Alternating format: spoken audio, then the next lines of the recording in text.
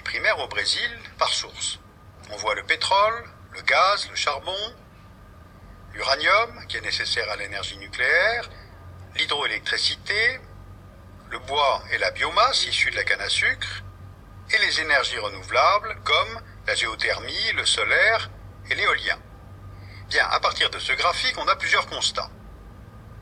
Le pétrole est la première énergie produite au Brésil et cette production suffit à la consommation du pays. Aujourd'hui, le Brésil détient près de 13 milliards de barils de réserves prouvées, soit à peu près 1% des réserves mondiales, et ce principalement dans des gisements offshore. Le Brésil est désormais le deuxième producteur de pétrole d'Amérique latine, derrière le Venezuela, mais il pourrait bientôt devenir un exportateur net grâce au gisement de Tupi. Tupi a été découvert en 2006 au large des côtes de Rio de Janeiro, dans les couches dites du pré-sel, qu'il faut donc aller chercher à quelques 5000 mètres de profondeur. D'après les estimations, Tupi pourrait accroître les réserves prouvées du pays de 62%, et puis cela viendrait modifier aussi la donne en termes qualitatifs, parce que ce type de pétrole est plus léger, moins cher à raffiner, donc plus rentable que celui extrait des gisements brésiliens actuels. Parce que le Brésil doit exporter son pétrole cru, plus lourd, et en même temps importer du pétrole raffiné. C'est important à savoir parce que cette dépendance lors des crises pétrolières des années 70 a entraîné le pays à investir dans la recherche-développement des carburants alternatifs. Donc deuxième énergie produite, la biomasse issue de la canne à sucre dont on extrait les agrocarburants. Le Brésil est un précurseur dans ce secteur car dès la première crise du pétrole de 1973, le pays a mis en route le programme dit pro-alcool pour remplacer l'essence par des carburants d'origine végétale. La fermentation de plantes telles que la canne à sucre a donné naissance à la filière de l'éthanol qui s'est rapidement développée.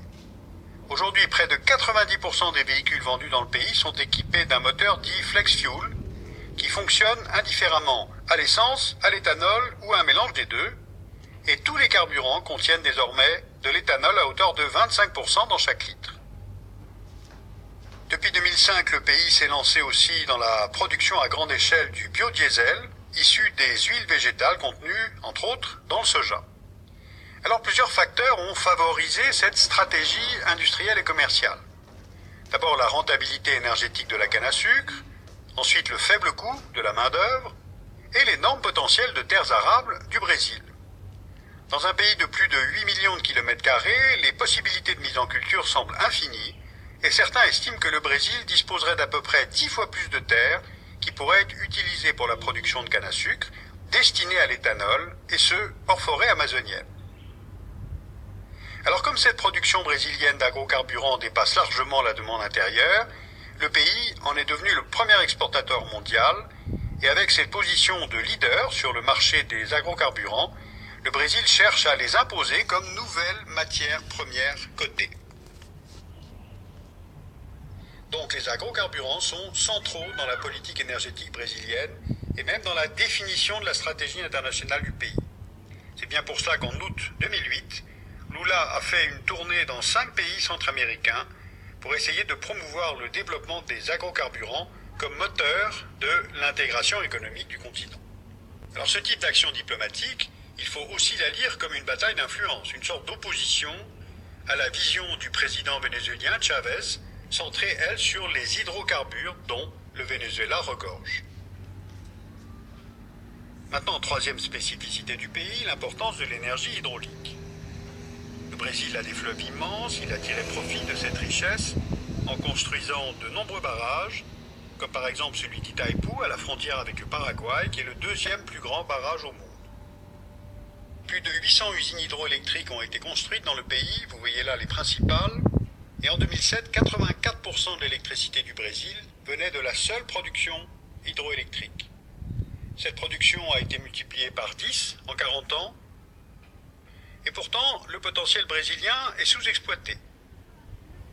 Une grande partie des ressources se trouve en Amazonie, où les contraintes techniques et écologiques sont très importantes. C'est le cas de figure du barrage qui doit être construit à Belo Monte, sur le fleuve Xingu, au cœur de la forêt amazonienne.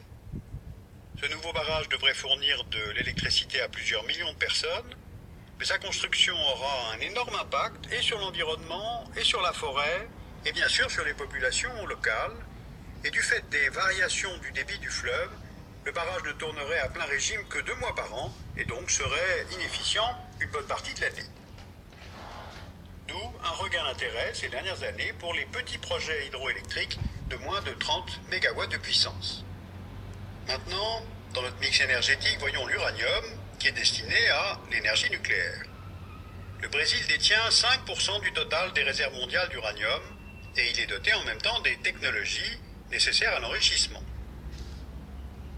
Le pays s'est lancé dans la filière nucléaire dans les années 70 sur le site d'Angra, mais en 1986, les préoccupations environnementales et économiques ont mis un terme à la construction d'un 3e réacteur, puis finalement Lula a annoncé en 2006 qu'il fallait relancer le nucléaire et accroître le parc de production nationale. Donc les 2 réacteurs actuels qui produisent 3% de l'électricité du pays seront rejoints en 2015 par Angra 3. Et 4 autres réacteurs d'ici 2025 devraient renforcer cette capacité du pays. Maintenant, dernier constat sur notre schéma, les énergies renouvelables. Tout d'abord l'éolien. Vous voyez sur la carte du pays les zones où la vitesse du vent est suffisante pour installer des éoliennes. Le pays disposait de 605 MW de puissance installée fin 2009, et selon une étude du Centre de recherche brésilien pour l'énergie électrique, l'exploitation des vents, notamment dans la région du Nord-Est, permettrait de passer à plus de 350 gigawatts si les investissements appropriés sont faits. Le solaire au Brésil est actuellement la moins exploitée des énergies propres. Or, là aussi le potentiel est très grand, le pays étant situé entre l'équateur et le tropique du Capricorne, donc avec de nombreuses heures d'ensoleillement chaque année. Voilà, on l'a compris, le Brésil est un pays très gâté par la nature, ce qui lui permet de disposer d'un mix énergétique tout à fait particulier, et d'ailleurs c'est un modèle qui est difficilement applicable à d'autres pays de même taille. Lula en 2008 a signé le Plan national contre le changement climatique, qui prévoit le développement en priorité de l'hydroélectricité et des agrocarburants. Ce sont des énergies faiblement émettrices de gaz à effet de serre et pouvant en même temps répondre à la croissance de la population et à la demande énergétique future. Alors on peut aussi analyser cette politique énergétique avec un esprit critique.